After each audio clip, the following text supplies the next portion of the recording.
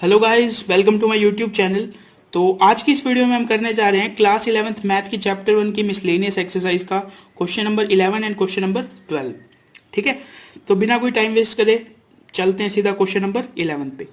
तो देखो क्या लिखा हुआ है, let A and B be sets if A intersection X is equals to B intersection X is equals to 5 and A union X is equals to B union X for some set X show that A is equals to B. ठीक है, किस तरह करेंगे इसे देखो। सबसे पहले हम लिख लेंगे जो जो हमें गिवन है क्वेश्चन में।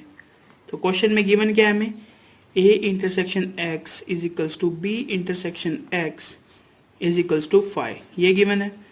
और A union X is equals to B union X हमें गिवन है। इसे ले लो इक्वेशन 1, इसे ले लो इक्वेशन 2। ठीक है, अब मैं एक सेट की एक प्रॉपर्टी लिखता हूँ, आप मुझे ये बताना ये सही है या गलत। A is equals to A intersection A union X. यहाँ ए और एक्स दोनों एक सेट हैं।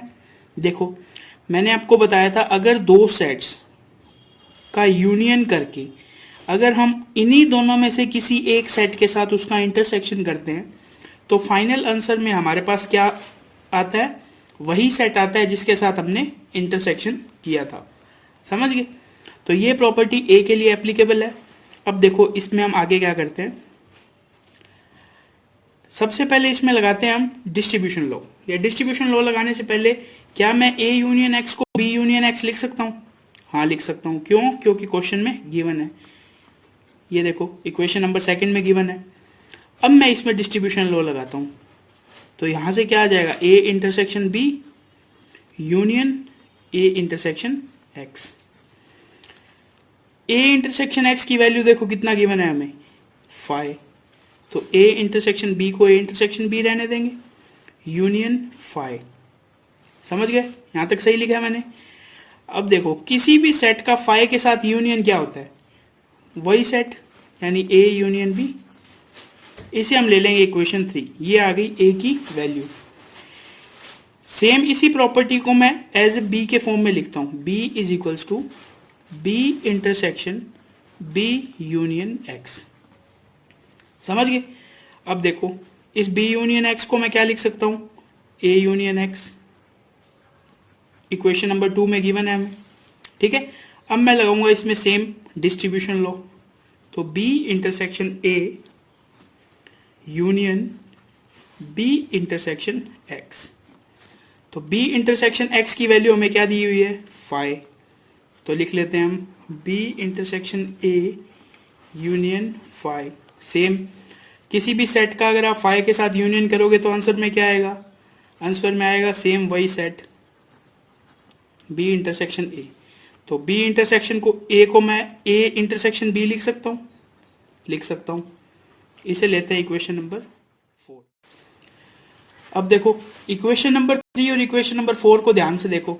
इक्वेशन नंबर 3 में यहाँ पे ए इंटरसेक्शन बी आएगा। ये देखो ए इंटरसेक्शन बी का किसी के साथ यूनियन करते हैं तो क्या आएगा, ओरिजिनल सेट। तो 3 और 4 को ध्यान से देखो क्या लिखा हुआ है, A is equals to A intersection B and B is equals to A intersection B. यानी इक्वेशन 3 एंड 4 से हम क्या कह सकते हैं, A is equals to B. तो लास्ट में लिख दो बाय इक्वेशन 3 एंड 4